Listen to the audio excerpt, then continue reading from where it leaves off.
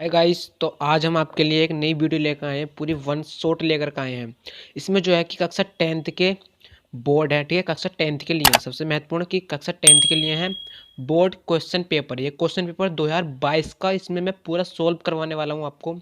और अति महत्वपूर्ण प्रश्न भी रखे हैं मैंने इसमें, जो पूरी बुक में से महत्वपूर्ण प्रश्न है, जो हर बार रिपीट ही होते हैं, मैंने उसे रखा है। और पूरा क्वेश्चन पेपर मैं इस वीडियो में आपको सोल्व कराकर समझाऊंगा, ठीक है। तो ये 2022 का क्वेश्चन पेपर है। इसमें अगर आप इसे करके जाते हैं तो इसमें आपका 95 प्लस मार्क्स आएंगे ज़रूर। अगर आप अच्छे से समझते हैं तो इससे रिलेटेड ही आते हैं क्वेश्चंस, और आप इसे करेंगे तो अच्छे से समझ पाएंगे, ठीक है। तो आइए वीडियो को स्टार्ट करते हैं। तो दोस्तों, इसमें क्वेश्चन नंबर 1 है कि किसी श्रेणी का nवां पद 2n+1 है, तो इस श्रेणी का 10वां पद क्या होगा, हमें ये बताना, ठीक है। इसमें तो हमें an जो दे रखा है, यानी कि अंतिम पद जो दे रखा है, हमें वो पता है कि कितना है। nवां पद उसमें दे रखा है 2n+1, यानी कि nवां पद दे रखा है हमारा 2n+1। और हमें 10वां पद निकालना है, यानी कि n जो दे रखा n बराबर 10 हमें पद निकालना। तो हम n की जगह हमें 10 रख देंगे हमारा, ठीक है। तो यहाँ पर 10 रखा, an 10 और 2 मल्टीप्लाई 10+1। तो यहाँ पर a10 बराबर 2 के हम 10 से गुणा करेंगे तो कितना आएगा 20 n+1। तो a जो 10वां आएगा, ठीक है, जो 10वां पद होगा वो कितना होगा 21। तो जो इसका ऑप्शन जो फोर्थ है वो हो जाएगा हमारा राइट, ठीक है।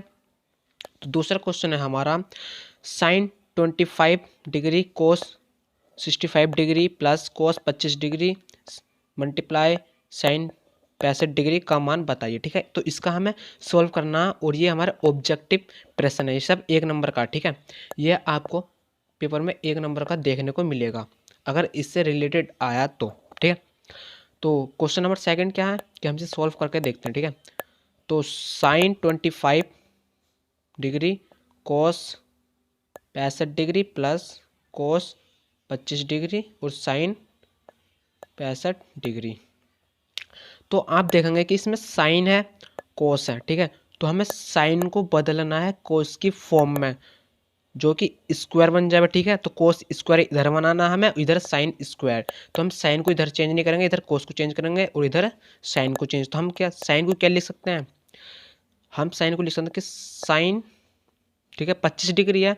तो 90 में से अगर हम कितने घटा में 65 माइनस करें तो हमें मिल जाएगा कि 25। तो हम लिख सकते हैं कि साइन 25 से दोबारा लिख सकते हैं, ठीक है। तो कोस 65 डिग्री प्लस हमें यहाँ पर कोस को चेंज करना है, ठीक है। यस, तो कोस को क्या लिख सकते हैं हम, कोस 90 माइनस 65 और प्लस हमारा साइन 65 तो हमारा ऐसी का रहेगा, ठीक है जी। अब जो हमें करना है कि साइन को क्या लिखते हैं हम, कोस लिखते हैं, ठीक है। साइन को चेंज में कर देंगे कोस। तो यहाँ पर जैसे साइन 90 माइनस ए है, मान लीजिए यहाँ पर ए है, ठीक है। तो हम इसे लिख सकते हैं कि कोस 9 ए, ठीक है। तो कोस ए हो जाएगा यहाँ पर, यानी कि 65 डिग्री। और यहाँ पर कोस 65 डिग्री प्लस कोस 90 माइनस 65 डिग्री को क्या लिख सकते हैं हम, साइन 65। और यहाँ पर भी हमारा साइन 65। तो दोस्तों आप देखेंगे अब कि जो ये हमारा कोस 65 तो यहाँ पर स्क्वायर बन जाएगा, क्योंकि दोनों ही क्या है यहाँ पर सेम संख्या है। तो यहाँ पर हम इसे लिख सकते हैं कि कोस स्क्वायर 65 प्लस यहाँ पर साइन स्क्वायर 65। अब आपने एक सर्व समीकरण पढ़ी होगी कि जो सर्वसमीकरण की चूंकि कोस स्क्वायर ए प्लस साइन स्क्वायर ए जो होता है वो 1 के बराबर होता है, ठीक है। तो हम इसे क्या लिख सकते हैं, क्योंकि हमारा जो ए कोण है, हमारा कोण बराबर होना चाहिए कि यहाँ पे 65 है, यहाँ पे भी 65 डिग्री है। तो मतलब कि यहाँ पे सर्वसमीकरण पूरी लग जाएगी। तो यहाँ पर क्या हो जाएगा हमारा एक, इसका आंसर हो जाएगा। तो एक हम देखेंगे किस ऑप्शन में है, तो ए हमारा सेकंड में है, तो इसका आंसर हमारा हो जाएगा सेकंड, ठीक है। तो क्वेश्चन नंबर 3 है हमारा कि एक गोले का व्यास 14 सेंटीमीटर है, उसका वक्र पृष्ठ होगा, मतलब कि उसका वक्र पृष्ठ हमें क्षेत्रफल ज्ञात करना है। आइए इसे हम करते हैं। तो हम मान लेंगे कि कोई एक हमें दे रखा है गोला, ठीक है, गोला, उसका व्यास दे रखा है, शायद व्यास ही दे रखा ना, हाँ, कि व्यास कितना 14 सेंटीमीटर। तो ये क्या है हमारा एक गोला। अब गोले का सबसे पहले हमें पता होना चाहिए सूत्र। तो गोले का जो क्षेत्रफल होता है, क्षेत्रफल पृष्ठ क्षेत्रफल कुल पृष्ठ क्षेत्रफल इसका समान ही होता है, वो होता है हमारा 4πr²। ठीक है दोस्तों, तो इसका वक्र पृष्ठ क्या होता है 4πr²। अब हमें दे रखा डी, हमें तो दे रखा है डी यानी कि डायमीटर जिसे बोलते हैं हम व्यास। अब हमें निकालने त्रिज्या, तो त्रिज्या की होती है आर होती है हमारी d/2 यानी व्यास का आधा।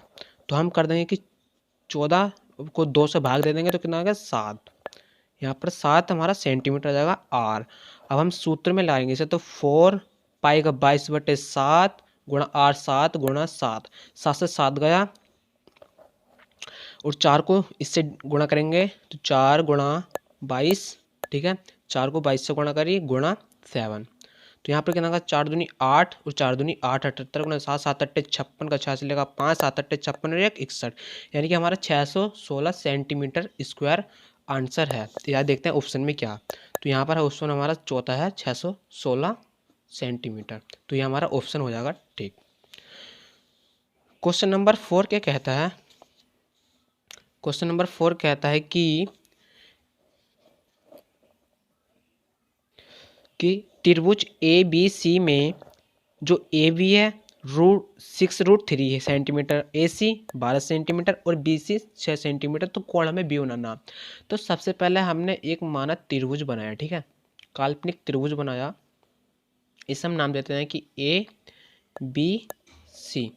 ठीक है दोस्तों, अब जो हमें ए सी दे रखा है, ए सी क्या है 12 सेंटीमीटर,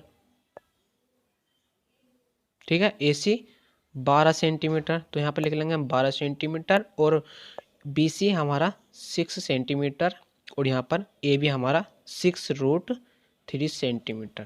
ठीक है, तो इसमें हम देखेंगे कि पाइथागोरस प्रमेय क्या ठीक बैठती है।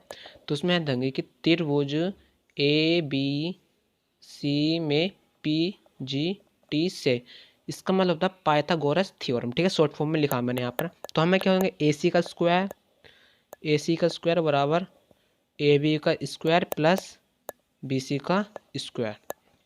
ठीक है दोस्तों, तो ए सी कितना 12 का स्क्वायर प्लस ए बी हमारा है 6√3 का स्क्वायर प्लस बी सी हमारा 6 का स्क्वायर। तो 12 का होता है 144 बराबर 6 गुणा 6 से 36 गुणा 3 प्लस 6 36। ठीक है, इतना होता है। अब इससे आगे करेंगे हम कि 144 बराबर 36 की गुणा कर हम 3 से करेंगे कि 3 6 18 का 8 हासिल लगा 1 3 3 1 10 प्लस 36, तो 44 यानी कि इसमें प्लस करें तो 8 6 14 का 4 हासिल लगा 1 और 3 4 और 1 का 1। तो ये है हमारे क्या सिद्ध होती है। ठीक है, ये हमारे सिद्ध होती है। चूंकि अब हम देखें, चूंकि त्रिभुज ए बी सी में पीजीटी सिद्ध है, तो एसी कर्ण के सम्मुख कोण जो बी है बराबर 90 डिग्री होगा। ठीक है, तो इसमें ऑप्शन क्या है 90। अब यहाँ पर आंसर क्या है हमारा 90, तो इसका जो थर्ड ऑप्शन होगा वो होगा हमारा राइट। ठीक है, इसका आंसर हमारा थर्ड हो गया। अब क्वेश्चन नंबर 5 है कि एक पासे को एक बार फेंका जाता है, एक विषम संख्या ऊपर आने की प्रायिकता ज्ञात कीजिए। ठीक है, विषम संख्या, तो हमें सबसे पहले पता होगा कि एक पासे में कुल कितने संभव जो परिणाम होते हैं वो, और विषम संख्या। ठीक है, तो पास से तो हम लिखेंगे कि घटना के कुल संभव परिणाम,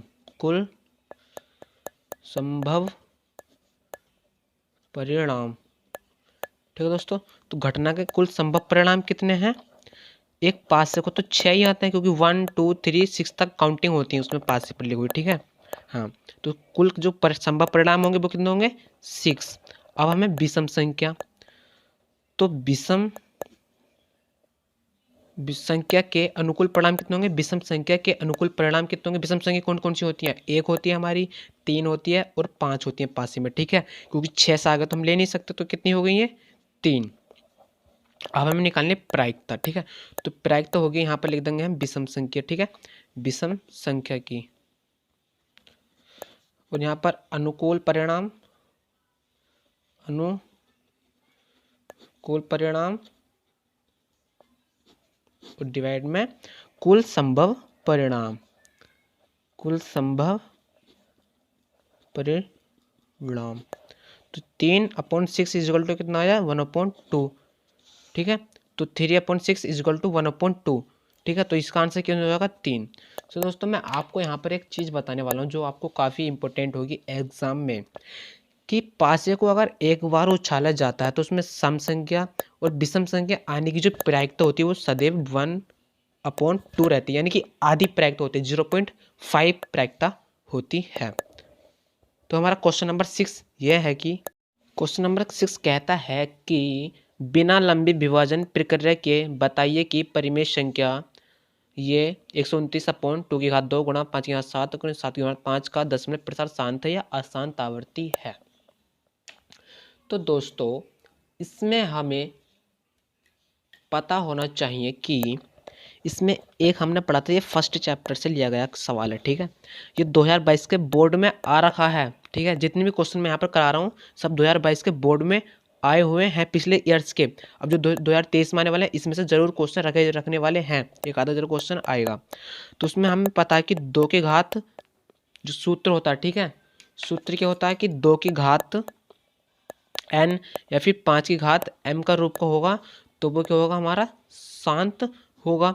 लेकिन इसमें क्या अतिरिक्त आ गया, ठीक है, इसमें अतिरिक्त आ गया, तो ये क्या होगा, अशांत आवर्ती। तो हम लिखेंगे चूंकि कि 2 की घात n गुणा 5 की घात m के अतिरिक्त 7 की घात 5 है, इसलिए है दशमलव प्रसार क्या होगा, शांत होगा, ठीक है। हाँ, तो ये हमारे अभी 1 नंबर वाले क्वेश्चन ही चल रहे हैं, ठीक है, तो ये क्वेश्चन हमारा 1 नंबर में देखने को मिलेगा।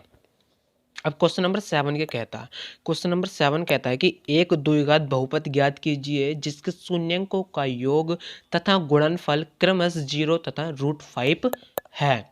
तो ये हमें करना है।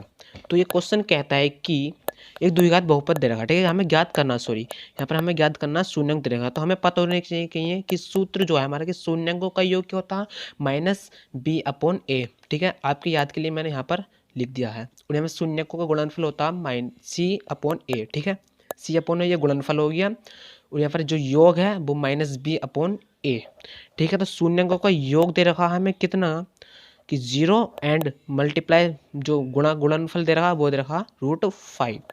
तो हम लिख सकते हैं कि शून्यकों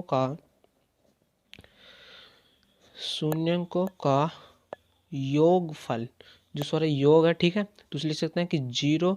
अब इसका सूत्र कितना होता है, -b/a, तो -b/a इक्वल टू 0/1 हम लिख सकते हैं, ठीक। अब हम लिख सकते हैं कि शून्यकों का गुणनफल जो होता है, गुणनफल कितना होता है, तो √5 दे रखा, उसका सूत्र क्या होता है कि c/a बराबर हो जाएगा √5/a। तो दोस्तों यहाँ पर आपको देखने मिलेगा कि अब जो हमारी द्विघात समीकरण होती है वो किसके रूप में होती है कि ax² + bx + c, ठीक है, इसका रूप का होता है। तो मैं a b c का मान इसमें पुट कर देना है, ठीक है, यानी रख देना है कि तो a का मान 1 है, a का मान 1 है, दोनों में सदैव। तो यहाँ पर रख देंगे कि 1 यानी कि x², यहाँ पे 1x² प्लस b कितना, तो b इतना 0 है, ठीक है, मतलब कि b इसमें है ही नहीं, ठीक है, b इसमें 0 है, ठीक है। अगर मैं b की जगह 0 रख दूं गुणा x, ठीक है, ये हो गया, तो b की जगह हमने 0 रख दिया, x यहाँ पर हमारा x आ गया, प्लस c कितना, c हमारा √5 है, तो प्लस √5। तो इससे क्या मिलेगा हमें, इससे मिलेगा कि 1x² को हम लिख सकते हैं कि x² और ज़ीरो यहाँ पर ये पूरा क्या हो जाएगा, ज़ीरो हो जाएगा। तो प्लस √5, ठीक है, और बराबर ज़ीरो। तो ये क्या हमारा द्विघात समीकरण हमें प्राप्त हो जाती है, जो क्या हमारा ये आंसर हो जाएगा। अब क्वेश्चन नंबर 8 क्या कहता है कि द्विघात समीकरण x² - 4x + 4 = 0 के मूलों की प्रकृति याद कीजिए। तो हमें इसकी मूलों की प्रकृति याद करनी है, तो हम किससे करेंगे कि पहले हम तुलना कर लेते हैं, ठीक है, मानक समीकरण से तुलना करते हैं। तो ax² + bx + c = 0 से तुलना करने पर, ठीक है, तुलना करने पर क्या होता है, तो जो a है हमारा 1 है, ठीक है, तो a बराबर कितना 1 और b बराबर हमारा -4 जो bx से, ठीक है, bx वाला पद है, x वाला पद क्या है -4 b की जगह, ठीक है, x की जगह जो b वाला पद है वो -4 है, और जो हमारा c है वो कितना 4 है, इतना पता। तो अब क्या करेंगे हमें करना है कि जो हमारा विविधकर होता है, ठीक है, विविधकर हमें निकालना होगा। तो विविध कर हमें निकालना होगा, ठीक है, विविध कर कैसे निकलेगा, तो इसका विविध कर क्या होता है b² - 4ac। तो b क्या है -4 का, तो b 4 का वर्ग -4 गुणा a कितना 1 एंड c हमारा 4। तो 4 4 जा कितना होता 16, तो प्लस का हो जाएगा, ठीक है, -4 का वर्ग भी 16 होता, और -4 4 जा 16, तो 16। तो ये कितना आएगा भैया, ये आएगा हमारा 0। तो हमें लिखेंगे चूंकि b² - 4ac बराबर है 0 के, तो यहाँ पर होगा इसीलिए दी गई समीकरण के मूल वास्तविक रूप से दोनों समान होंगे, ठीक है, हमें ये करना है। अगर हमारा b² - 4ac 0 से बड़ा होता तो दो वास्तविक अलग अलग मूल आते, लेकिन अलग अलग मूल आते, ठीक है। इसमें हमारे क्या सेम आना है, यानी कि अगर पहला मूल 5 आए तो दूसरा भी 5 आएगा, अगर 0 से छोटा आएगा तो कोई मूल नहीं होगा। क्वेश्चन नंबर 9 है कि एक वृत्त की कितनी स्पर्श रेखाएं हो सकती हैं, ठीक है। तो इसे मैं आपको स्क्रीन पे भी दिखा सकता हूँ, ये क्वेश्चन हर क्वेश्चन पेपर में आया है, पिछले 5 इयर्स बोर्ड में हर बार ये क्वेश्चन आता है, तो इसे तो आप रट ही लीजिए, ठीक है। तो उसमें एक वृत्त की कितनी स्पर्श रेखाएं हो सकती हैं, तो हम लिखेंगे कि एक वृत्त की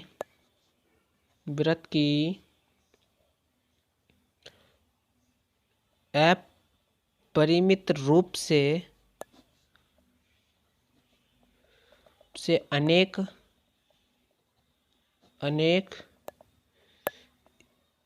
स्पर्श रेखा हो सकती हैं, ठीक है, हो सकती हैं, मतलब कि एक वृत्त हम कितनी स्पर्श रेखाएं खींच सकते हैं, ठीक है। तो मैं आपको बता दूं कि हमारा एक, मान लीजिए यहाँ पर एक वृत्त है, ठीक है, ये हमारा एक वृत्त है, तो इस पे मानना है मैंने एक ये स्पर्श रेखा खींच दी, एक ये स्पर्श रेखा खींच दी, एक ये खींच दी, एक ऐसे खींच दी, एक ये खींच दी, ये खींच दी, ये खींच दी, ठीक है। तो इसी प्रकार से हम अनेक रेखाएं खींच सकते हैं, ठीक है, बहुत सारी रेखाएं खींच सकते हैं हम। लेकिन इस क्वेश्चन में हमें ध्यान रखना होगा कि वो क्वेश्चन एक ऐसे भी आ जाता है चेंज करेगा कि एक बिंदु से बाह्य, एक बिंदु से यानी कि बाहर एक स्थित बिंदु है, उससे वृत्त पर कितनी स्पर्श रेखाएं खींची जा सकती हैं, तो वो होती हैं केवल 2, ठीक है। यहाँ पर मैं आपको समझा देता हूँ कि एक हमारे पास कोई, ठीक है, एक वृत्त है, एक कोई बिंदु है बाहर, तो इससे हम कितनी स्पर्श रेखाएं खींच सकते हैं, 2। वो कैसे कि एक हमारी ये खींच सकती है और एक केवल ये खींच सकती है रेखा, ठीक है। तो एक ये हमारी हो गई और दूसरी हमारी रेखा ये हो गई, तो इसमें कितनी रेखा खींच सकती हैं स्पर्श रेखा, केवल 2। अगर मैं और खींचता हूँ तो ये हाईकुर होकर के जाएगी, ठीक है, इसी पर होकर के जाएगी, और ये यहाँ पे बीच में प्रतिच्छेद करेगी यहाँ पे उसे वृत्त को, ठीक है। तो इसलिए ये नहीं हो सकती, केवल 2 स्पर्श रेखाएं हो सकती हैं। अब क्वेश्चन नंबर 10 कह रहा है कि एक निश्चित घटना की प्रायिकता होती है। तो ये क्वेश्चन भी दोस्तों हर बार आता है, ये आप स्क्रीन पे देख सकते हैं कि ये हर क्वेश्चन पेपर में आया बोर्ड के, ठीक है, पिछले 2022 में भी आया था, 2019 में भी ये आ रहा है। तो एक निश्चित घटना की प्रायिकता क्या होती है, एक होती है। ठीक है, एक निश्चित घटना की प्रायिकता एक होती है। यहाँ पर हमें ध्यान रखना कि एक निश्चित घटना की प्रायिकता एक होती है। अब क्वेश्चन नंबर 11 कहता है कि दो संख्याओं का अंतर 26 है और एक संख्या दूसरी संख्या की 3 गुनी है, संख्याएं ज्ञात कीजिए। तो माना हमने कि माना पहली संख्या x, माना दूसरी संख्या y। ठीक है, तो इसे हमें समीकरण बनानी है। वो कैसे बनेंगी कि हमने पहली संख्या x मानी, पहले सबसे पहले कि दो संख्याओं का अंतर कितना 26 है, तो एक संख्या यह है दूसरी संख्या यह है, तो x minus by equal to हम 26 लिख सकते हैं। समीकरण हमारी 1 हो जाएगी। ठीक है, यस, समीकरण हमारी 1 हो गई। अब इसके बाद क्या, समीकरण 2 कैसे बनाएंगे कि एक संख्या जो है वह दूसरी की 2 गुनी है, सॉरी 3 गुनी है। ठीक है, यहाँ पर क्या 3 गुनी है, तो हम लिख सकते हैं कि x बराबर 3y। ठीक है, ये समीकरण हमारी 2 बन गई। आइए इसे दोबारा देखते हैं कि पहली समीकरण बनेगी हमारी यहाँ से। शर्त जो पहली कह रही है कि x minus by equal to 26, यानी दो संख्याओं का अंतर, दो संख्या हमारी ये है, इन दोनों का अंतर यानी कि माइनस करके कितना आ जाना है 26। तो समीकरण हमारी ये हो गई 1। अब समीकरण 2 है कि एक संख्या यानी कोई सी भी इनमें से एक संख्या ले लीजिए, यानी x ले ली, जो दूसरी की कितनी है 3 गुनी है, यानी कि 3y की होगी, यानी कि y की 3 गुनी, ये हमारे समीकरण 2। अब इसे क्या करना है हमें कि समीकरण 1 समीकरण 2 का मान 1 में रख दीजिए। ठीक है, यहाँ पे करेंगे कि समीकरण 2 का मान 1 में, ठीक है 1 में रखेंगे तो कितना आएगा, तो x के 3y रख दिया तो 3y minus by is equal to 26, तो 2y बचा, 2y बराबर 26, यानी कि 2 से गया तो y बराबर कितना 13, y बराबर 13। अब यहाँ पर क्या रख देंगे, y का मान रख देंगे समीकरण 1 में या फिर 2 में, समीकरण 2 में रख देंगे। ठीक है, तो यहाँ पर रख देंगे हम समीकरण 2 में y का मान रखा तो कितना हो जाएगा, x बराबर 13 और 13। ठीक है, तो 13 कितना हो जाएगा 39, तो x का मान कितना हो जाएगा 39। तो वो दो संख्या कौन सी होंगी, पहली होगी 39 और दूसरी होगी हमारी 13। ठीक है, अब क्वेश्चन नंबर कहता है कि 12। ठीक है, तो यहाँ पे मैंने सॉल्यूशन कर रखा था लेकिन मैंने आपको फिर भी करा दिया, कोई नहीं होता है कि मैं यहाँ पर समझा रहा हूँ। ठीक है, कि पहली शर्त अनुसार क्या है कि दो संख्याओं का अंतर 26 है। ठीक है, दो संख्याओं का अंतर 26 है, तो इसमें x minus by is equal to 26 समीकरण 1 बन गई। दूसरी शर्त क्या कहती है कि एक संख्या दूसरी संख्या की 3 गुनी है, तो x is equal to 3y। ठीक है, यहाँ पर भी प्रतिस्थापन विधि से करा मैं, लेकिन मैंने आपको यहाँ पर समझा दिया है, उसी प्रकार से करना है। ठीक है, अब क्वेश्चन नंबर 12 कहता है कि यदि कोस थीटा 4/5 है तो cot theta plus cosec theta square का मान ज्ञात कीजिए। ठीक है, तो कोस थीटा 4/5 हो गया और कोस थीटा क्या होता है आधारपूर्ण कर्ण, जो 4/5 के बराबर है।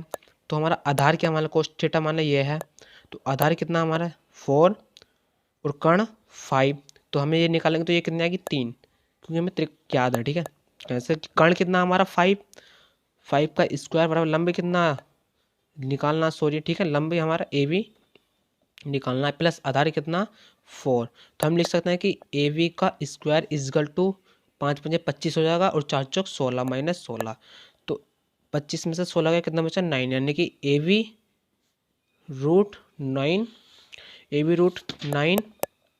तो यहाँ पर ए बी रूट 9 हो जाएगा और ए बी बराबर कितना हो जाएगा, रूट 9 क्या होता है 3 का वर्ग होगा। ठीक है 9, तो यहाँ पर लिख देंगे हम, हमारा ये हो गया। अब हमारा ए बी कितना आ गया 3 आ गया। अब हमें करना cot theta plus cosec theta हमें ज्ञात करना है, तो ये हो गया। ठीक है, तो यहाँ पर क्या होता है ये tan का होता है। ठीक है, यहाँ पर tan का होता है लंब बटे आधार, कोट का क्या हो जाएगा इसका उल्टा, कोट का क्या हो जाएगा 4/3, यानी कि आधार बटे लंब हमारा हो जाता है कोट का। तो यहाँ पर क्या लेंगे 4/, हमें 3 लिखना। ठीक है, हम 4/3, इसका 3 का एलसीएम लिया तो कितना आया 3 और 4 + 5 कितना आया स्क्वायर, इसका तो 9/3 का स्क्वायर बराबर 9×81 + 3×3 9 और 9×81। ठीक है, तो हमारा आंसर ये आया। ठीक है, यहाँ से सीधे भी काट सकते हैं कि 3 और 3×3 9, तो ये आगे क्वेश्चन नंबर अगला कहता है कि हमारा नंबर हमारा 13 है। ये भी बहुत ही महत्वपूर्ण क्वेश्चन है। ये भी हर क्वेश्चन में रखा जाता है, हर क्वेश्चन पेपर में रखा जाता है, ठीक है। तो ये 2022 में भी है, तो वहाँ से मैंने उठा करके लिया है। बल्कि क्वेश्चन तो ये पूरा ही है, ठीक है। 2022 का क्वेश्चन पूरा है। 2022 में जो क्वेश्चन आए थे बोर्ड के एग्जाम में, वो सभी मैं पूरा इसमें सोल्व कराने वाला हूँ, और इम्पोर्टेंट भी रखे हैं मैंने बीच बीच में अलग से, ठीक है। तो क्या बिंदु इसमें कह रखा है कि बिंदु ये हमारी किताब से लिया गया क्वेश्चन, ठीक है। तो ये हमारे है 3 नंबर में है, ठीक है। ये 3 नंबर में क्वेश्चन आएगा कि क्या बिंदु 3,2 -2,3 -2, और 2,3 एक त्रिभुज बनाते हैं। क्या बनाते हैं ये त्रिभुज, हमें ये बताना, ठीक है। तो बताइए कि किस प्रकार का वो त्रिभुज बनाते हैं, ठीक है। तो इसने दो दो तरीके से कह दिया है कि बनाते हैं, तो भी ठीक है। तो बताइए कि किस तरीके से बनाते हैं, ठीक है। तो ये हमें बताना है। तो इसमें होगा कि सबसे पहले है कि हमें एक त्रिभुज बना लेना, ठीक है। यहाँ पे त्रिभुज बना लिया, ठीक है। 3 बिंदु हैं इसके, ये इसे मान लीजिए आप ए, इसे माना बी, और ये हमारा सी। 3 बिंदु देखा है। इन बिंदु से हमारा एक त्रिभुज बन रहा है, ठीक है। तो हम देख सकते हैं कि हमें पता कैसे करना है कि त्रिभुज है या नहीं। तो त्रिभुज तो खैर बनेगा, ठीक है। तो वो पता चल जाएगा। अगर हम देखेंगे कि ये भुजा और ये भुजा क्या तीनों बराबर हैं, या फिर ये दो भुजा इसके बराबर होनी चाहिए, या फिर तीनों भुजा अलग होनी चाहिए, ताकि हम उसकी त्रिभुज की प्रकृति बता सकें किस प्रकार का त्रिभुज है। तो हमें सबसे पहले क्या निकालना पड़ेगा कि इन ए बी और बी सी और सी डी की क्या निकालनी पड़ेगी, दूरी ए सी की, ठीक है। तो हम निकालेंगे दूरी सूत्र, हमारे पास ये है, ठीक है। दूरी सूत्र क्या है कि अंडर रूट के अंदर x2 - x1 का स्क्वायर प्लस y2 - y1 का होल स्क्वायर, ठीक है। हमें ये पता है। तो दूरी सूत्र हमें क्या लगाना है कि ए बी, ठीक है। तो हमें इसमें देखना होगा, मैं सीधे सीधे लिख रहा हूँ, ठीक है। यहाँ पर मैं सूत्र लिख दे रहा हूँ।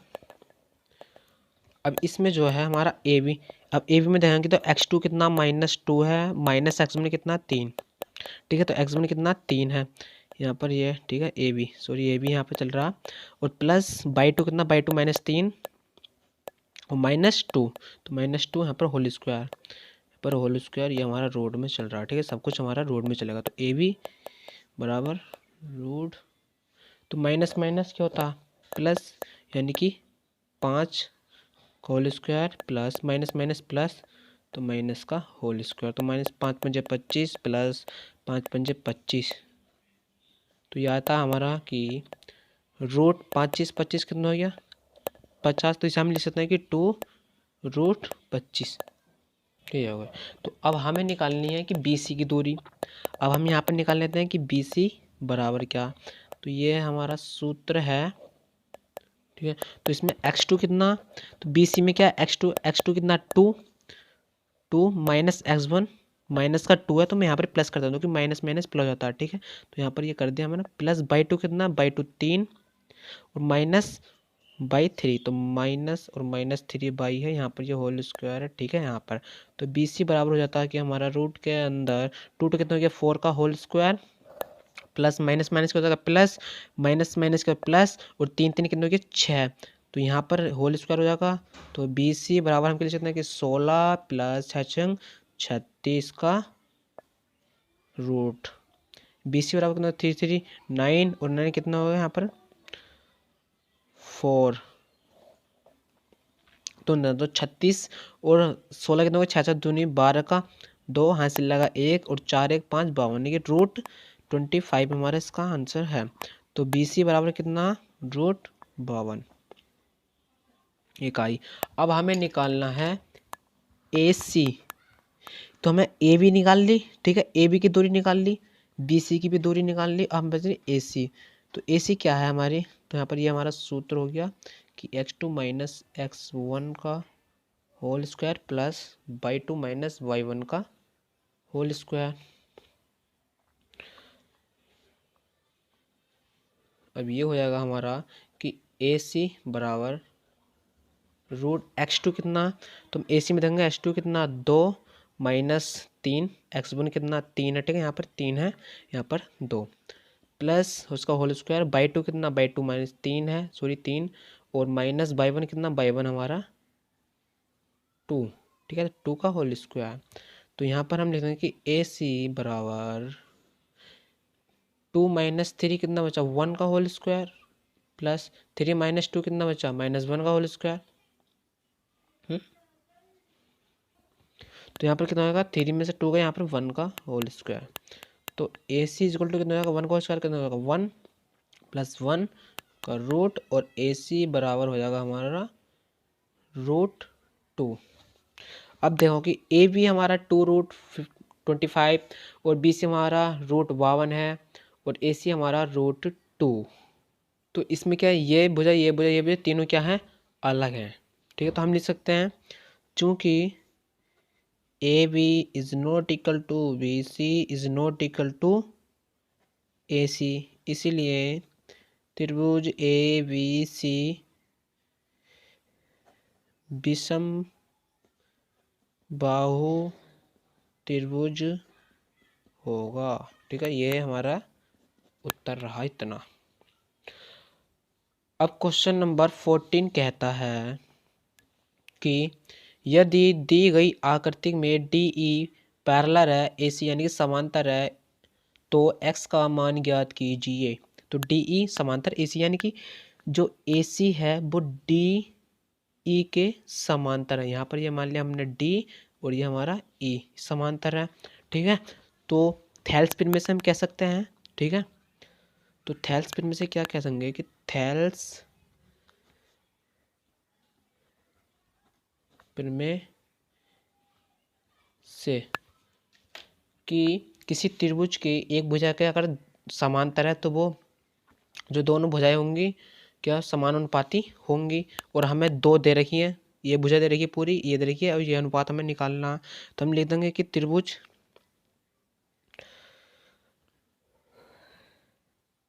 कि ए बी व बी सी समानुपाती होगी, ठीक है। तो इसमें क्या लिखेंगे कि A D upon D B, A D upon D V बराबर होगा C E upon B E, C E upon E B. तो ए डी कितना हमारा 3, ठीक है, B D 3 is equal to E C 4 और एक्स दे रखा है ये हमारा एक्स, ठीक है। तो ये कितना होगा, तो 3x हो जाएगा यहाँ पर, 3x इजक्वल टू 3 चौक 12, तो 3 से जगह 4 यानी कि x बराबर कितना आया 4। तो ये हमारा आंसर। अब हमें ये भी पता होना चाहिए कि ये 3 तो इनका अनुपात कितना हो रहा 1, तो यहाँ पर 4 है तो यहाँ पर भी क्या होना चाहिए 4, क्योंकि इसका अनुपात भी क्या होना चाहिए 1 होना चाहिए, ठीक। क्वेश्चन नंबर 15 कहता है कि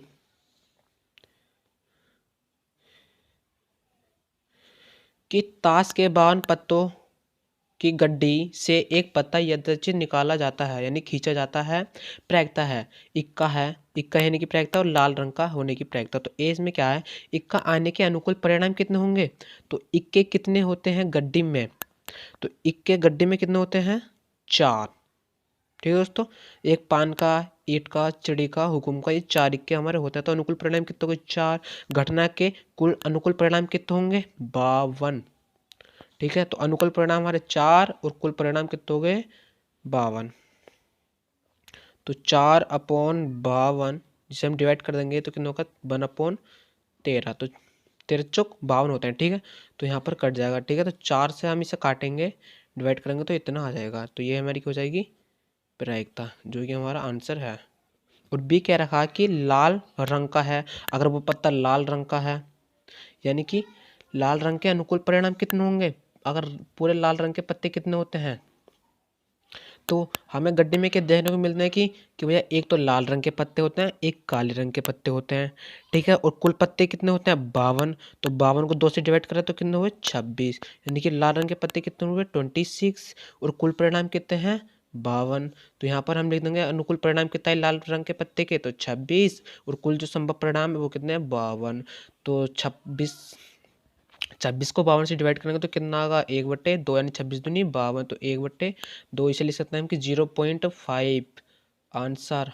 ठीक है, इसे 0.5 हम लिख सकते हैं या फिर आप यहीं तक छोड़ सकते हैं। यही हमारे क्या आंसर है यानी कि प्रायिकता। क्वेश्चन है कि सिद्ध कीजिए कि √7 एक अपरिमेय संख्या है। तो माना √7 एक परिमेय संख्या है, ये तो आपको एक तरीके से रटने ही होगा। ठीक है, हमें पॉइंट ध्यान रखना है इस टाइप किस तरीके से हम चल रहे हैं, बाकी मैं आपको यहाँ पर पूरा समझाने वाला हूँ। अगर यहाँ पर √5 हो, √2 हो, √3 हो, ठीक है, तो हम इसी प्रकार से होगा। ठीक है, तो वो कैसे है कि माना √7 एक परिमेय संख्या है। ठीक है, तो हम इसे लिख सकते हैं कि √7 is equal to P upon Q, जहाँ पी क्यू सहभाज्य संख्या है तथा पूर्णांक संख्या है और Q is not equal to 0, यानी कि सहभाज्य यानी कि जो इन दोनों का HCF है वो कितना आना चाहिए 1। ठीक है, उभयनिष्ठ गुणनखंड 1 होने चाहिए। ठीक है, इसमें और जहाँ में आप लिख सकते हैं कि सर P इधर को है Q है। ठीक है, तो इधर गुणा में चले जाएगा तो हम लिख सकते हैं कि P is equal to √7Q। अब दोनों पक्षों का वर्ग करने पर, दोनों पक्षों का क्या किया हमने वर्ग, अब वर्ग करेंगे तो P का स्क्वायर हो जाएगा और √7Q का होल स्क्वायर लगेगा, तो यानी कि P square is equal to √7 का वर्ग करेंगे तो 7 हो जाएगा, Q का स्क्वायर यहाँ पर Q। अब हम 7 इधर गुणा में इधर गया डिवाइड में, तो P स्क्वायर गुणा डिवाइड 7 आ जाएगा। तो अब हम इसे क्या कर सकते हैं कि चूंकि पी स्क्वायर 7 से डिवाइड है। ठीक है, तो इसके अकॉर्डिंग तो हमारे क्या है पी स्क्वायर जो है 7 से डिवाइड हो रहा है। ठीक है, तो इसीलिए क्या होगा कि पी भी 7 से विभाजित होना चाहिए। मान लीजिए कि हमारा क्या है 2 का वर्ग है। ठीक है, 2 का वर्ग क्या है 4 है। ठीक है, तो 4 किससे डिवाइड हो रहा है, मान लीजिए हमें 2 से डिवाइड हो रहा है। ठीक है, 2 से डिवाइड हो रहा है 2 बार हो गया। अब क्या 2 डिवाइड नहीं हो सकता 2 से, जी जरूर हो सकता है। जैसे कि अब ले लेंगे कि हम जैसे 36 हमारा किससे डिवाइड है, 36 हमारा 2 से डिवाइड है। ठीक है, 36 2 से डिवाइड हो गया 18 बार, तो ये किसका पूर्ण वर्ग है 6 का, तो कि 6 2 से डिवाइड नहीं होगा, होगा जरूर, यानी कि 3 बार होगा। तो वही ये है कि पी स्क्वायर अगर 7 से डिवाइड है ना, तो पी भी 7 से डिवाइड होना चाहिए। ये हमें पॉइंट याद रखना है। अब हम मान लेंगे कि माना P बराबर 7R। ठीक है, P बराबर 7R, तो P का मान P स्क्वायर बराबर 7Q स्क्वायर, यानी कि इसमें रखने पर हमें बात ध्यान रखने योग्य है। इसमें रखने पर तो क्या होगा, तो पी स्क्वायर की जगह P 7R रख दिया, तो 7R की जगह 49R स्क्वायर होगा, 7×7 = 49 होता है। ठीक है, तो 7Q स्क्वायर है, 7Q स्क्वायर। अब देखो इधर क्या हमारा गुणा में है 49, इधर गया डिवाइड में, तो इधर डिवाइड में आ गया तो 7 से 7 गया 7 बार, 7 से 49 गया 7 बार, तो R स्क्वायर बराबर 1/7 हो जाएगा Q स्क्वायर, तो R स्क्वायर बराबर Q स्क्वायर अपॉन 7। ठीक है, तो हम ऐसी, तो यहाँ पर भी हम देखेंगे कि Q स्क्वायर जो है 7 से पूर्णतः डिवाइड है। तो चूंकि Q स्क्वायर 7 से विभाजित है, इसलिए Q भी 7 से विभाजित होगा। जैसे हमने P वाले में करा था, P भी स्क्वायर 7 से विभाजित था, तो P भी 7 से विभाजित होगा, जैसे मैंने अपने यहाँ पे समझाया था अभी। ठीक है, तो इसी प्रकार से ये है। तो अब हम लिखेंगे कि अर्थात P व Q का एक गुणनखंड 7 भी होना चाहिए।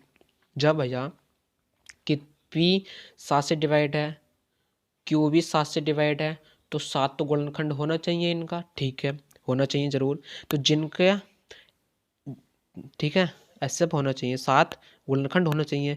परंतु हमने माना था कि पी क्यू सहभाज्य संख्या है जिनका HCF केवल 1 होना चाहिए, जिनका HCF क्या होना चाहिए केवल 1 होना चाहिए। तो लेकिन यहाँ पर क्या आया भैया 7 भी आ रहा, उभयनिष्ठ तो दोनों में क्या आ रहा 7 आ रहा, यानी पी का गुणनखंड मान लें 7 है और क्यू बस 7 है, तो ये क्या हमारा उभयनिष्ठ आ रहा है, यानी कि उभयनिष्ठ गुणनखंड आ गया, यानी कि इसका HCF क्या होना चाहिए 7 होना चाहिए। लेकिन यहाँ पर HCF हम माना था हमने कि 1, यानी कि 1 होना चाहिए। तो यह हमारी विरोधाभास कल्पना है, यानी विरोधाभास हमारी त्रुटिपूर्ण कल्पना है के कारण हुआ है कि √5 एक परिमेय संख्या है, अतः √5 एक अपरिमेय संख्या है।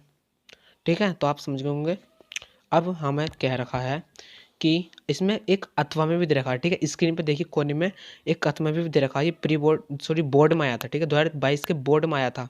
तो यदि 261 तथा 1067 का HCF इतना है यानी 97 है, तो इनका एलसीएम ज्ञात कीजिए। तो सूत्र क्या होता है, हमें सबसे इम्पोर्टेंट बात सूत्र ध्यान रखना होगा।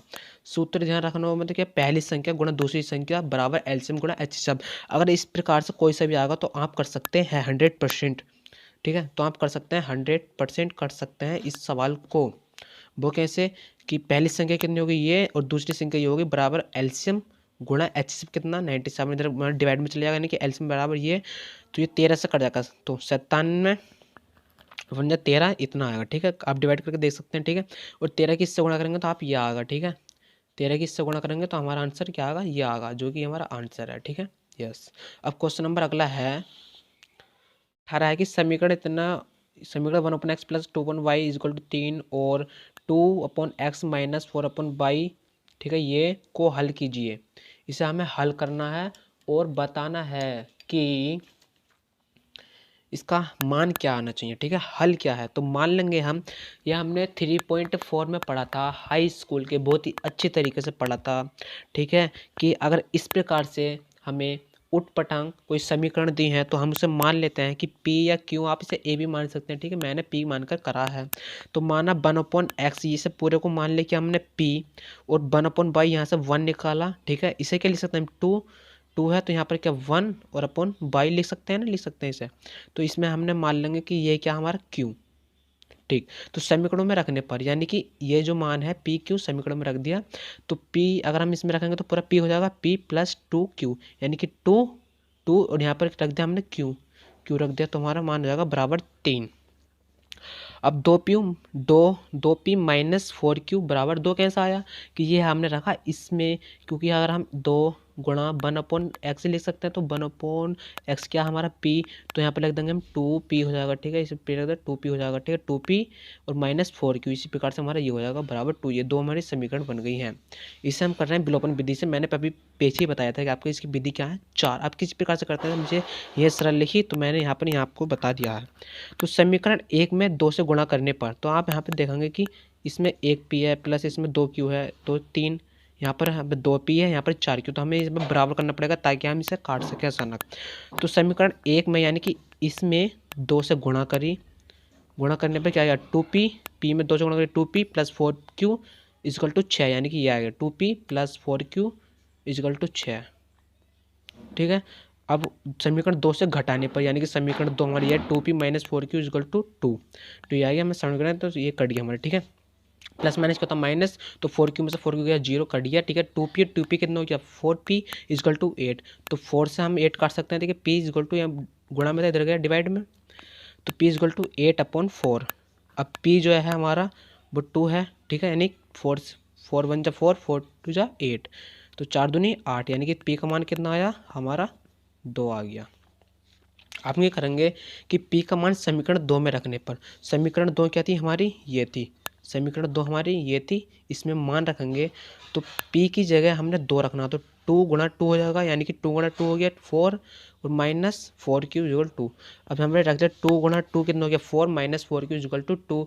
अब यहाँ पर क्या 4 प्लस में, आप देखेंगे कि 4 यहाँ पर क्या प्लस में इधर गया माइनस में, तो माइनस 4Q बराबर 2 माइनस 4, तो माइनस 4Q इजगल टू, अगर ये देखो यहाँ पर क्या होता है यह प्लस का गुणा माइनस का। ठीक है, तो प्लस माइनस क्या होता है माइनस, तो यहाँ पर माइनस करेंगे तो 4 में से 2 गया 2, बड़ा कौन सा 4 है, तो माइनस का चिन्ह आ गया। अब क्या है, तो 4 जो है इधर गुणा में इधर गया डिवाइड में, तो Q इजगल टू -2/-4 हो जाएगा, जो माइनस से माइनस चिन्ह कर देंगे, यानी कि 2 1 जा 2 2 जा 4, यानी कि Q इजगल टू 1/2। अब हमने जो माना था अब उस पर आ गए। ठीक है, अब जो रियलिटी में जो इक्वेशन रहेगी थी उसका मान हमें निकालना है, क्योंकि हमने माना था यहाँ पर कि P बराबर क्या 1/x, तो हम लिख लेंगे कि P बराबर 1/x, P का मान क्या आया था 2, तो यहाँ पर हम रख देंगे P बराबर क्या 1/x इजगल टू 2।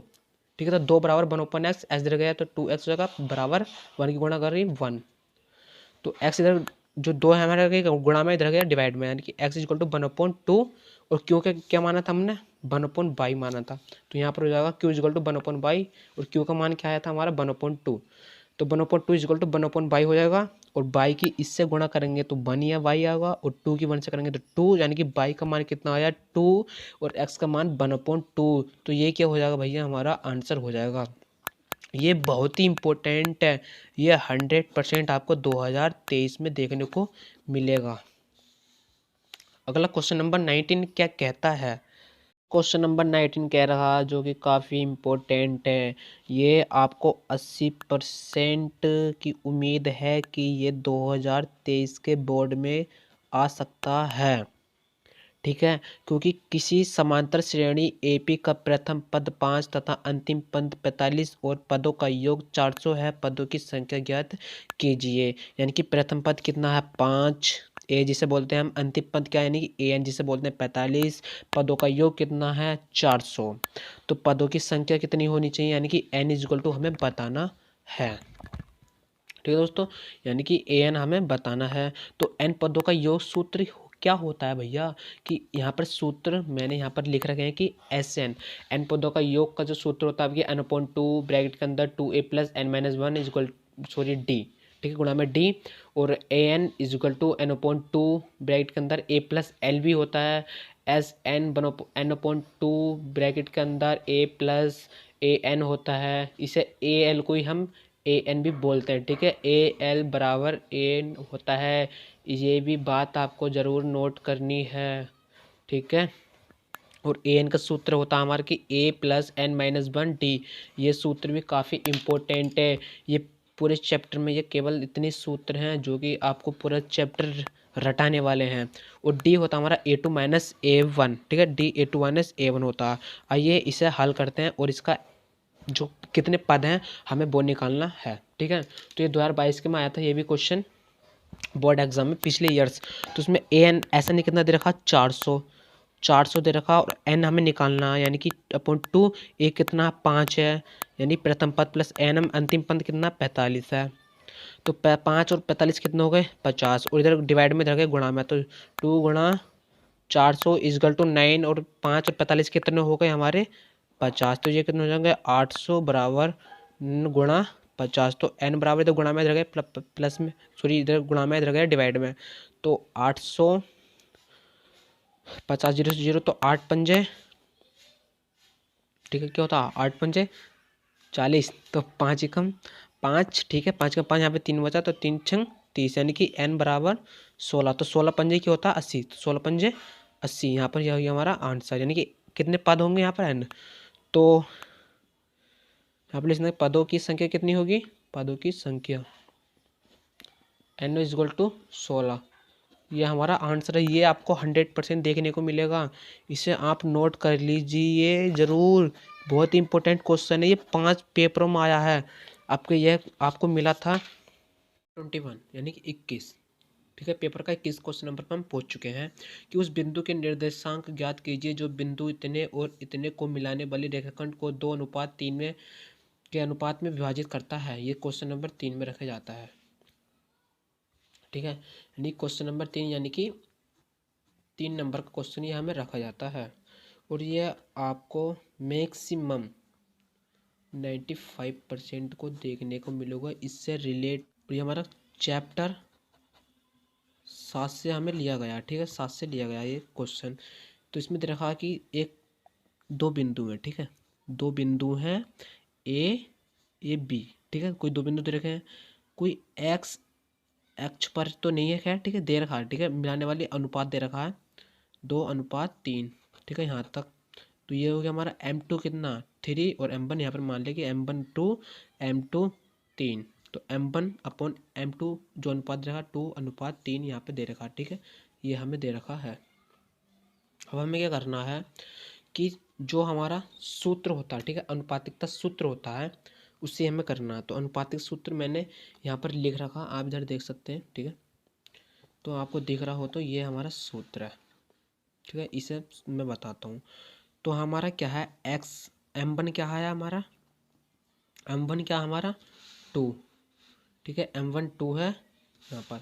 तो हम मान सकते हैं कि M1 के अंदर हमारा 2 गुणा, और X2 हमारा है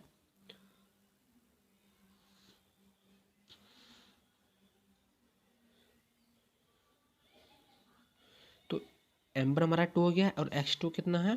4। X2 हमारा 4, तो 4 plus M2 3, X1 minus 1 upon 2 plus 3, यानी M1 2 और M2 3। एक्स बराबर 4 के 2 से गुणा करी 8, और माइनस की 1 से करी, -1 की 3 से करी तो माइनस का 3 आएगा। यहाँ पर 2 और 3 कितना हो गया 5। तो आप लिख सकते हैं कि 8 में से 3 गया 5/5 डिवाइड 1। तो x बराबर कितना आ गया हमारा 1। यहाँ पर y वाला भी देखते हैं, ठीक है। तो यहाँ पर मैंने गलत लिख दिया, ठीक है, यहाँ पर होता है y।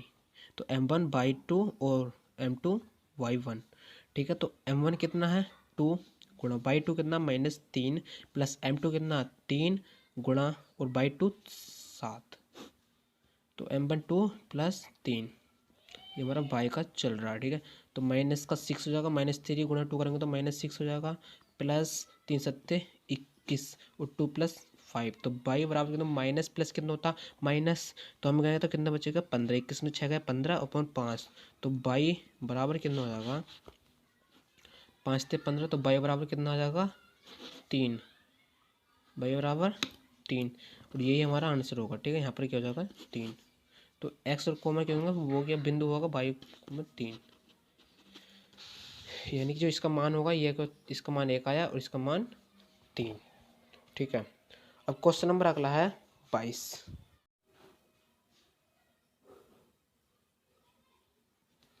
Question number 22। तो क्वेश्चन नंबर 22 ये बहुत ही इम्पोर्टेंट है। तो x अक्ष पर वह बिंदु ज्ञात कीजिए जो 2, -5 और -2, 9 से समदूरस्थ हो। अर्थात कि हमें ये एक बाई एक्स खींचा, ठीक है, एक एक्स अक्ष खींचा। मूल बिंदु का निर्देशांक कितने होते हैं 0 0, ठीक है। तो एक्स अक्ष पर अगर कोई वो बिंदु क्या हमारा एक्स अक्ष पर स्थित है तो क्या होगा एक्स का तो कुछ ना कुछ यहाँ पर होगा, ठीक है। तो एक्स का तो हमारे कोई अंग मान होगा, लेकिन बाई का क्या होगा हमेशा 0 होगा, क्योंकि एक्स अक्ष पर है, एक्स अक्ष पर है तो बाई का तो हमेशा 0 ही होगा। बाई का 0 हुआ और एक्स का यहाँ पर कुछ भी संख्या हो सकता है, वो हमें निकालनी है, ठीक है। यस, तो मैं यहाँ पे इसलिए समझाने के लिए मैंने यहाँ पर चित्र बनाया था, ठीक है। तो हम मान लेंगे कि जो हमारे समदूरस्थ है, ठीक है, इस बिंदु से ये भी उतनी दूरी पर ही है, इसकी दूरी भी जो है वो भी इतनी है और इसकी दूरी भी समान है, ठीक है। इसकी दूरी भी समान है और इसकी दूरी भी समान है। तो ये हमारा बी सी इसे मान लेते हैं हम ए। तो ए बी सी यहाँ पर मैंने जो निर्देशांक मैंने यहाँ पर लिख दिए हैं, ठीक है, बिंदु ए बी सी के। अब जो हमें दे रखा है कि इसके माने निकालने तो किस प्रकार से करेंगे ये आपको माइंड में सोचना है पहले, ठीक है। यहाँ पर मैं बताता हूँ कि जो समदूरस्थ है यानी कि ये दूरी और ये दूरी बराबर है, ठीक है। तो अगर हम सूत्र लगा दें कि ए बी की दूरी बराबर ए सी की दूरी, तो हमारा एक्स का मान निकल जाएगा। जी हाँ, बिल्कुल निकलेगा, क्योंकि दोनों बिंदु समदूरस्थ हैं तो दूरी ए बी बराबर दूरी ए सी होगी, इसलिए, ठीक है। तो ए बी के सूत्र लगाया मैंने यहाँ पर, दूरी सूत्र लगाया।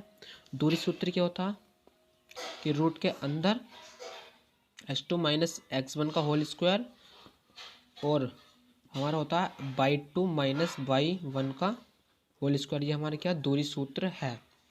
इसमें करना हमें तो x2 क्या ए बी की बात चल रही है, ठीक है, ए बी की बात चल रही है नहीं इसमें कि x2 कितना हमारा 2, तो 2 लिख दिया, -x1 कितना x यानी कि x है, ठीक है। x1 तो हमारा x ही है और प्लस बाई 2 कितना -5 और बाई 1 कितना 0, तो बाई 1 हमारा 0 आ गया, ठीक है। इसी प्रकार से ए सी में सूत्र लगाया हमने और A2 कितना हमारा A2 हमारा -2, तो यहाँ पर लिख दें -2 -x1, तो x1 कितना हमारा x, तो यहाँ पर -x का होल स्क्वायर मैंने यहाँ पर लगाया है, ठीक है। तो अभी यहाँ पर क्या बाई 2 बाई 1, बाई 2 कितना 9 और बाई 2 कितना 0, तो 9 - 0 का होल स्क्वायर, ठीक है। अब इस प्रकार से हम बराबर का सॉल्व करते जाएंगे तो हमारा आंसर हो जाएगा, ठीक है। तो यहाँ पर a - b का होल स्क्वायर बन रहा है, ठीक है। तो इसका करेंगे तो 2 दूनी 4 हो जाएगा, प्लस एक्स स्क्वायर का एक्स स्क्वायर हो जाएगा, तो माइनस अब तो 2ab होता है, ठीक है। अब ये कैसे आया आप इसे समझिए, ठीक है, कि ये जैसे कि 2 - x का होल स्क्वायर हम लिख सकते हैं कि 2 का स्क्वायर, ठीक है, माइनस प्लस एक्स का स्क्वायर -2 a कितना 2 और माइनस एक्स, तो हम लिख सकते हैं कि 2 दूनी 4 प्लस एक्स का स्क्वायर माइनस माइनस का प्लस यानी कि प्लस का 4x, ठीक है। सॉरी यहाँ पर माइनस का रहेगा, हाँ ठीक है, तो माइनस का हो जाएगा। तो 4 plus x square minus 4x, तो 4 plus x square minus 4x और माइनस जो माइनस का होता है प्लस, यानी कि 5 में 0 जोड़ेंगे तो कितना आएगा 5 ही रहेगा, तो 5 का होल स्क्वायर कितना हो जाएगा 25, यानी कि 5 पंजे 25। वैसे इसी प्रकार हमने यहाँ पर करना, आपको करके देख सकते हैं, ठीक है। यस, तो इसी प्रकार से हमें सोल्व करने पर क्या मिलता है कि x square minus 4x plus 4 plus 25 है, ठीक है। यहाँ पर ये हमने कर लिया। अब ये जो सब इधर आ जाएगा हमारा माइनस में, तो इतना करने पर तो यह माइनस में लिया इधर, तो एक्स स्क्वायर से एक्स स्क्वायर कर दिया क्योंकि माइनस का है प्लस का, तो 0 आ जाएगा, ठीक है। और माइनस का 4x माइनस का 4x कितना हो जाएगा माइनस का 8x माइनस 85 में से अगर 29 जाएंगे तो माइनस का 56 बचेगा, ठीक है। 0 इधर माइनस का इधर प्लस में गया, ठीक। अब 8x माइनस का 8x जो क्या गुणा में है तो इधर आ जाएगा डिवाइड में, तो 56 अनुपात बटे में 8 आ जाएगा, तो ये डिवाइड होगा तो माइनस का 7 आ जाएगा, तो 8 सत्ते 56 होता है, तो माइनस का 7 आया, तो ये क्या हमारा आंसर आता है। उस एक्स अक्ष पर स्थित बिंदु के निर्देशांक क्या होंगे 7,0 होगा, तो 0 तो हमारा फिक्स था वाई का, और एक्स का क्या है हमारा माइनस का 7, तो यहाँ पर माइनस का 7 आया, ठीक है। ये तो ये हो गया हमारा आंसर। ये आपको 100% समझ करके जाना है एग्जाम से पहले। क्वेश्चन नंबर 23 है, चित्र में छायांकित भाग का क्षेत्रफल ज्ञात कीजिए यदि ए बी सी डी भुजा 14 सेंटीमीटर का वर्ग है तथा ए पी बी तथा डी पी सी दो अर्धवृत्त हैं। यानी कि भैया ए बी सी डी क्या है, एक वर्ग है जिसे हम बोलते हैं स्क्वायर, 14 सेंटीमीटर इसकी क्या है भुजा, और दो अर्धवृत्त है, यानी कि ये हमारा अर्धवृत्त है, इसमें मान लेते हैं हम बिंदु क्या है पी है, शायद यहाँ पर ये पी है, ठीक है। यस, तो डी पी सी, ये क्वेश्चन पेपर आप स्क्रीन में देखिए कोने पे दिख रहा है, नहीं दिख रहा है। यस, तो ये क्वेश्चन पेपर जरूर आया था, 2022 में भी आया था, 19 में भी आया था, क्वेश्चन आया था, ठीक है ये वाला। तो अर्धवृत्त है, हमें छायांकित भाग यानी कि जो रेड रेड से बिंदु बिंदु दिख रहे हैं आपको, इसका क्षेत्रफल निकालना है, यानी छायांकित भाग का क्षेत्रफल क्या हो जाएगा फिर, तो यहाँ पर लिखेंगे कि वर्ग का क्षेत्रफल, वर्ग का क्षेत्रफल माइनस 2 गुणा अर्धवृत्त का, अर्धवृत्त का क्षेत्रफल। समझिए कि अर्धवृत्त का क्षेत्रफल दोनों सेम ही है, तो 2 से गुणा कर दिया, यानी कि दोनों वृत्त का क्षेत्रफल माइनस कर दें, अगर हम पूरे वर्ग में से ये 2 हटा दो तो ये बचेगा, ठीक है। तो इसी प्रकार से हमने वर्ग का क्षेत्रफल क्या हो जाएगा 14 सेंटीमीटर, भुजा गुणा भुजा 14 गुणा 14 माइनस 2, अर्धवृत्त का क्षेत्रफल क्या होता है 2 पाई आर स्क्वायर, ठीक है। तो अर्धवृत्त का क्षेत्रफल क्या हो जाएगा पाई आर स्क्वायर अपॉन 2 होगा, ठीक है। हाँ, ये 2 होगा तो 2 से 2 कट जाएगा, क्योंकि अर्धवृत्त है, वो गोला नहीं है हमारा, क्या है वृत्त, तो पाई आर स्क्वायर होता पूरे वृत्त का, तो पाई आर स्क्वायर आधा करना यानी कि बटे 2, और 2 है तो आधा हो जाएगा, ठीक है, यानी कि पूरा एक वृत्त बन जाएगा पाई आर स्क्वायर। तो 14 यहाँ पर 14 गुणा 14 माइनस पाई का 22.7, आर कितना होगा हमारा, इसकी त्रिज्या हमारी की ए बी इतना 14 सेंटीमीटर, ए बी 2 अर्धवृत्त है, तो हमारे क्योंकि अब देखो यहाँ पर ये है हमारा, ठीक है। तो अर्धवृत्त है हमारा ए पी बी, और ए बी कितनी है 14, यानी कि 14 है, तो त्रिज्या तो इतनी होगी ना हमारी ये, यानी कि आधी होगी, तो 7 सेंटीमीटर, तो यहाँ पर लिखेंगे 7 गुणा 7, 7 से 7 गया, ठीक है। इसमें हमने 7 कॉमन ले लिया, 7 कॉमन ले लिया, नहीं हम 14 गुणा 14 माइनस 22 को ले सकते हैं 2 गुणा 11 गुणा 7, 7 दूनी 14, तो यहाँ पर 14 कॉमन लिया, तो यहाँ पर 14 माइनस 11, तो यहाँ पर ले सकेंगे कि 14 माइनस 11, ठीक है। ये हमारा चल रहा है छायांकित भाग का क्षेत्रफल, तो 14 में से 11 का कितना बचा 3, और 14 42, यानी कि 42 सेंटीमीटर स्क्वायर हमारा इसका आंसर आएगा।